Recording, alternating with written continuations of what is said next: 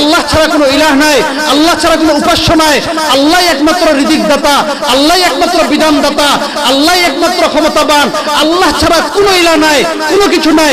সাথে সাথে তার আপন চাচা আবু লাহাব দাঁড়িয়ে গেছে, তাব্বাল্লাকা লিহাযা জামাতানা, মুহাম্মদ এই জন্য আমাদের জমা করছে।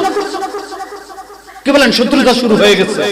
এবং এই দিনের জন্য যে রসুলের গায়ে কোনদিন মশামাছি বসে নাই, কতটুকু কুরবানি মক্কার জমিনে করতে হয়েছে। মক্কার বুকে রসুল পাক সাল্লাল্লাহু আলাইহি সাল্লাম মক্কার রাস্তায় চলতে পারে নাই, কাটা ফুটে রাখছে। রসুলের পায়ে কাটা ফুটলে রসুল উফ করে কান্না করেছে, আর কাফেররা খিলখিল করে হেসেছে।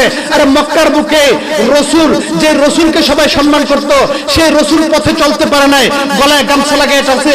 উতবা ইবনে মাইদ গলার মধ্যে গামছা দিয়ে এমন ভাবে পেঁচ দিয়েছে যে রসুলের শ্বাস বের হয়ে যাওয়ার উপক্রম হয়েছে।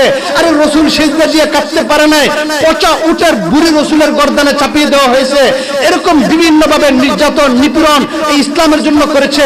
শুধু এতটুকুই নয়, মক্কা ছেড়ে রসুল যখন তয়েফে গেছেন, তয়েফে কি পরিমাণ নির্যাতন আর নিপীড়ন হয়েছে তার সামান্য দৃশ্য যদি হযরত আয়েশা সিদ্দিকার সে হাদিস শোনা যায় তাহলে বোঝা যাবে। হযরত আয়েশা সিদ্দিকা মদিনায় যখন রসুলের খেলাফত প্রতিষ্ঠা, মৃত্যুর কিছুদিন পূর্বে আল্লাহর রাসূল সাল্লাল্লাহু আলাইহি ওয়াসাল্লামকে হযরত আয়েশা সিদ্দিকা একদিন পিঠ দেখে জিজ্ঞাসা করতেছে, ইয়া রাসূলুল্লাহ, ইয়া হাবিবাল্লাহ, আপনার কি কোনোদিন বসন্ত হয়েছিল?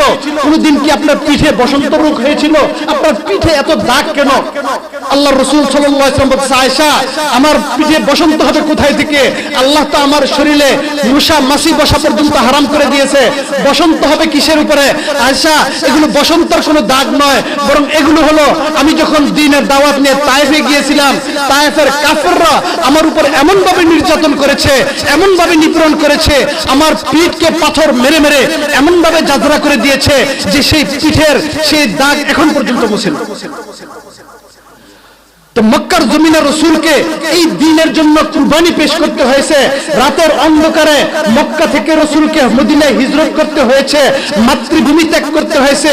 আরে দুনিয়ার আল্লাহ যদি চাইতেন, আল্লাহ যদি ইচ্ছা করতেন, তাহলে পুরো মক্কা শহরকে আল্লাহর জন্য কি করে দিতেন? রসুলের জন্য